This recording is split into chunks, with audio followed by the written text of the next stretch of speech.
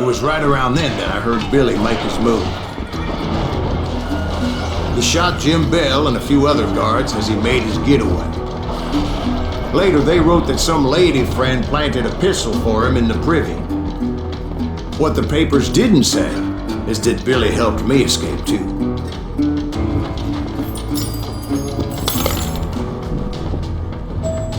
My first order of business was finding a firearm.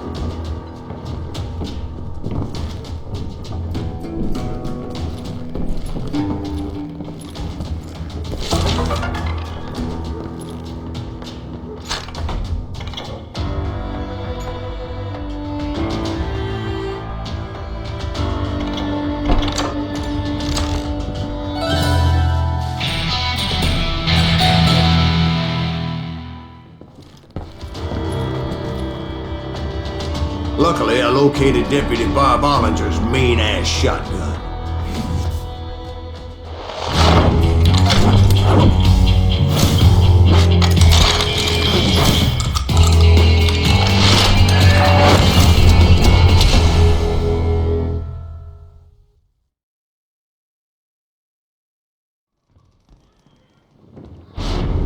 I saw Billy through the window, and he yelled that I should take to the rooftops to make my escape.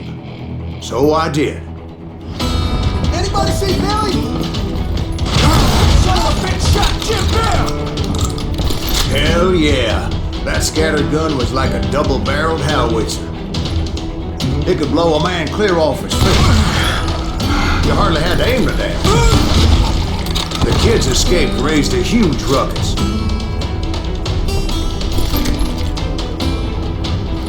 Guards were everywhere looking for him. Can't let the kid get away.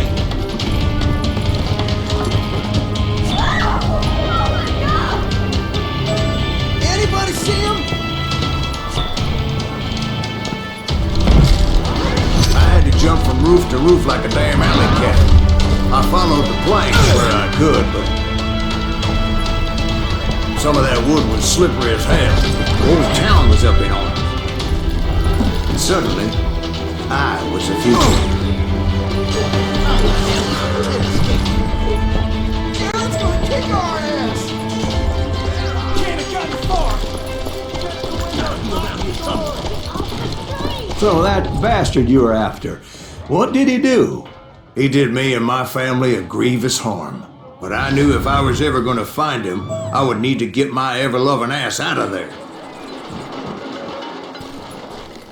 I tried to be stealthy and sneak my way past. This town doesn't have a moment's peace.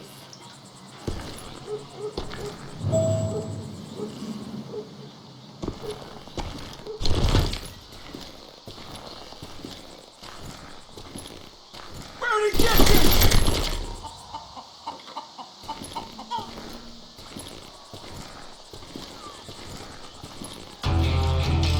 you? You!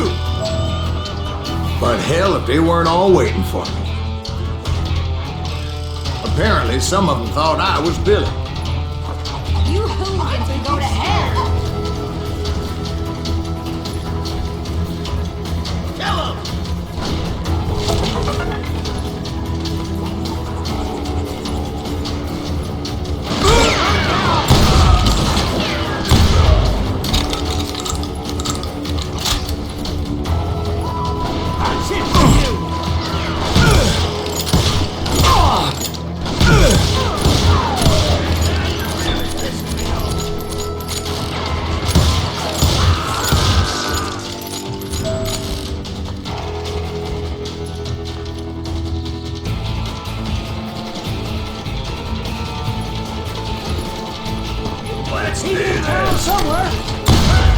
See, me and the kid shared a certain similarity in build and color.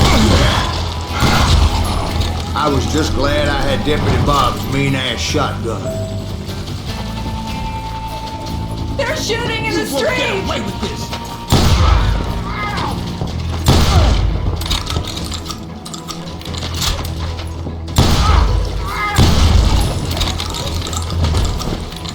I'll flank you! Get your headstone! Children here. So much lead was whizzing by my head, It was like everyone in Lincoln wanted to put me in the ground. I knew I needed to find a horse.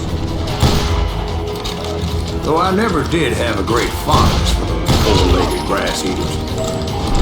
Smelly, sweaty, ungrateful beasts. The price was too high, if you ask me.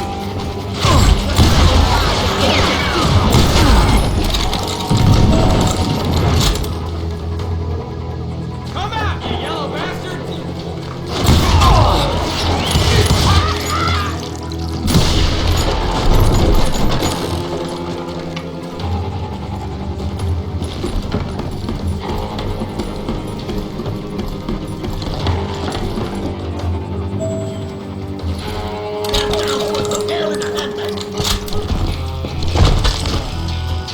But where was the kid while you were busy getting shot at?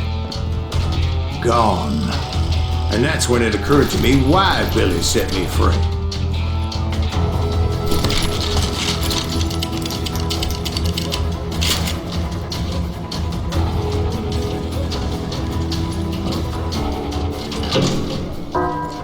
There he is!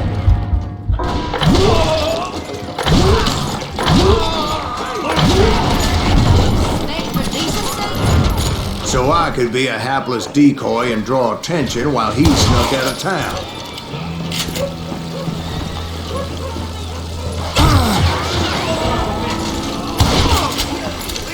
I knew if I made it out of there in one piece, no one would put a price on my head. Because everybody in Lincoln would be dead? No, because they all thought I was Billy, and all that blame would fall on him. Meanwhile, Deputy Bob Ollinger was organizing a posse to put me down.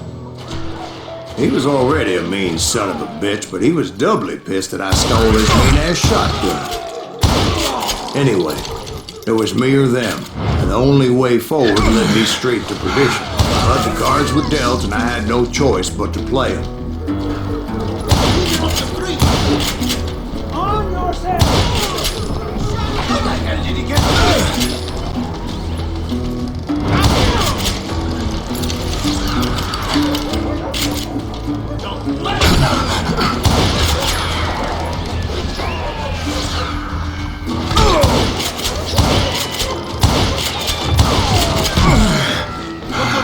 Deep shit was happening.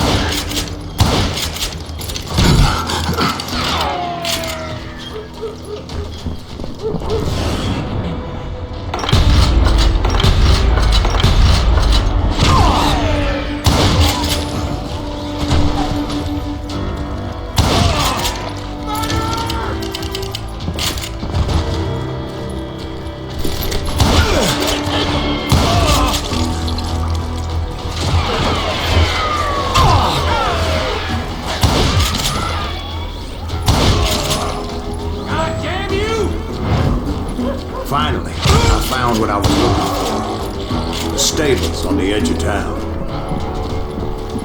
I guess Billy saved your ass, taking out Bob Ollinger the way he did. Billy didn't kill Bob. Well, sure he did. Dispatched him right after he shot Deputy Bell. No, sir. Because Bob came right up behind me, angry as hell that Billy had lit out. "Hello, Bob," I said. "I think you better let me go." And he says, "I don't think so, boy. Not with my shotgun." So we stood there in the middle of the street, eyeball to eyeball. He intended to kill me, and I knew I had no choice but to defend myself.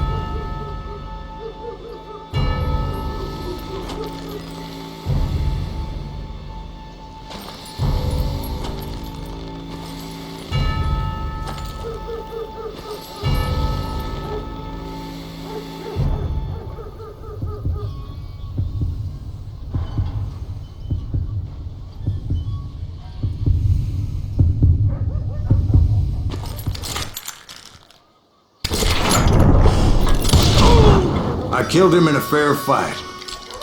Everybody saw I had no damn choice. Well, Lincoln got a mite depopulated that day. Pat Garrett gunned down Billy 3 months later, so his escape was off So where'd you go after Lincoln? Mexico. Until I realized nobody was looking for me. I ended up taking a job at the Rurales. The Mexican Rurales? I was hired to help them track down the cowboys. The most vicious outlaw gang in Cochise County? Curly Bill Brocious? Johnny Ringo? Led by old man Clanton himself. They must have paid you a pretty penny to take them hombres on. Not really. But truth be told, I had my own reasons for going after those boys.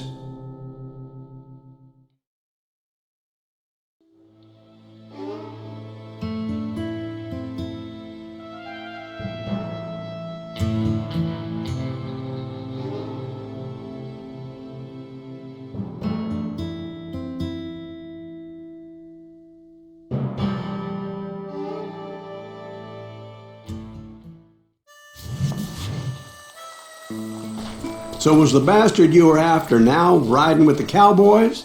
Roscoe Bob Bryant was his name. Oh. But no, this time it was a different bastard I was after. The aforementioned Mr. Ringo. And yes, he was working for old man Clanton. I came upon them robbing a stagecoach, which wasn't surprising, being they were such murderous thieves and bastards. The bandits wore red scarves, so I knew they worked for the old man. Over there! I did my best to help those poor passengers. Shoot that running son of a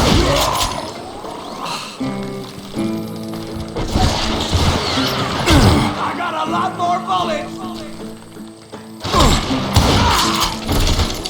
Moments later, the attackers were dead, and I checked the stagecoach to see how many passengers were still breathing. None. It was then I wondered if the rocks weren't hiding more bandits. Was that all of them? Or did I just hit the rear guard? I quickly got my answer. They attacked from on high like Apaches often did. They would appear in great numbers from above and rain down lead on their hapless enemies' heads, making use of the high ground, whatever else they had. Yep, the Apaches always appeared out of nowhere, and there never seemed to be an end to them. Hold on, were you attacked by Apaches?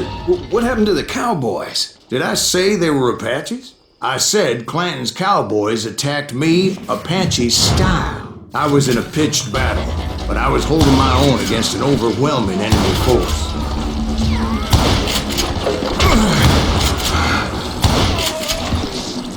See, at the time, I was still pretty green and would often blunder into regrettable situations. But I just kept shooting at anything I could see up in those damn rocks. I didn't see Ringo, but I knew he was with the cowboys. He and Roscoe Bob had done me a dreadful wrong, and I was determined to have my revenge. But to get to Ringo, I knew I'd have to fight my way past these other assholes first. He's getting away! Unfortunately, I was running out of ammo. Another perfect example of my relative inexperience as a hunter of men. I immediately knew that a tactical retreat was called for, as my vengeful fury was much less impressive without the bullets to back it up. God damn you!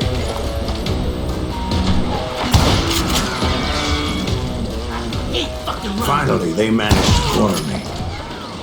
Trapped as I was, the odds of my survival seemed pretty slim.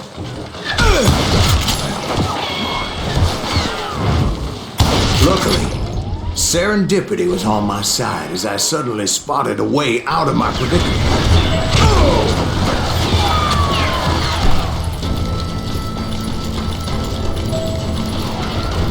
I ran ahead as if the devil himself was after me. Bullets were whizzing by my ears, but I wasn't about to roll over and die. I just kept running like there was no tomorrow. Because there wouldn't be if Clanton and his men caught up with me. As I was scurrying around those caves, I thought, what was I thinking? Going up against a gang like this. Where's he gonna run to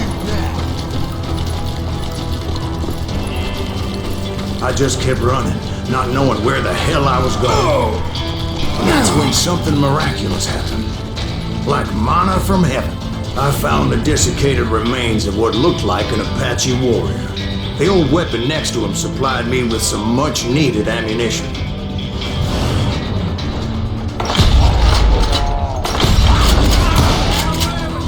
Masterson once told me it was more important to be lucky than good, and he would know.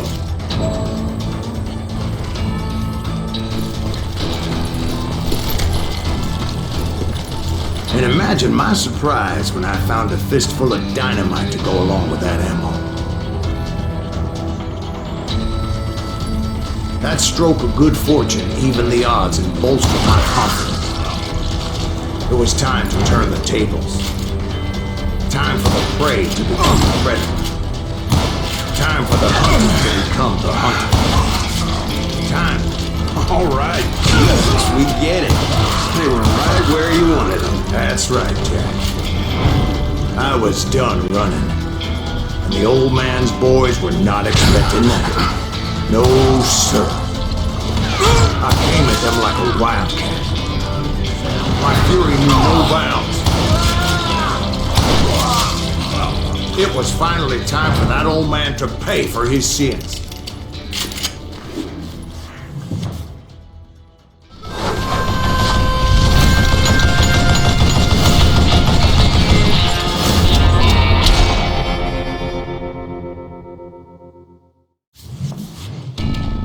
I yelled out at the top of my lungs, "Clanton, I'm coming for you!"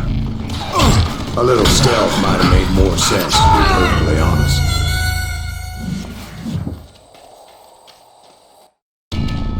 But I knew I could not let that deter me.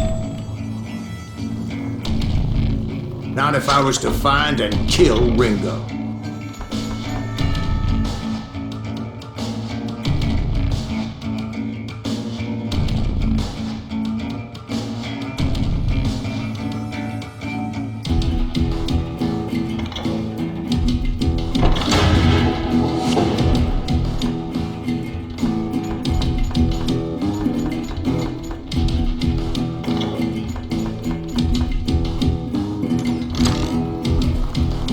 I needed to get that old man off that gun.